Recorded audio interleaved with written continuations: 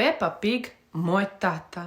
Hej, bok svima, ja sam Peppa i danas sam vam odlučila ispričati priču o mom tati.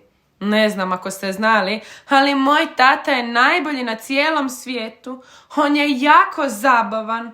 On, kada radi, jako je ozbiljan, ali s nama nikad nije ozbiljan. On jako voli čitati i to najčešće o nekim ozbiljnim stvarima. A ja znam da on zapravo najviše voli čitati meni i Đorđu priče za laku noć.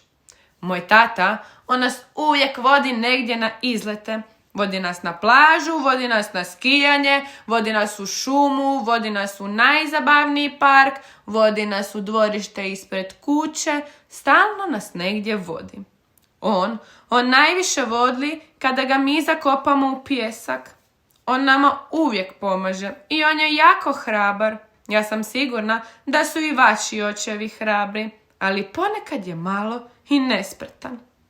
Moj tata uvijek planira raditi neke radove u kući, ali ti radovi ponekad i ne idu po planu, no nema veze, bitno je da se on trudi. Moj tata voli biti u jako dobroj formi, ali ponekad on najviše voli vježbati pred televizorom.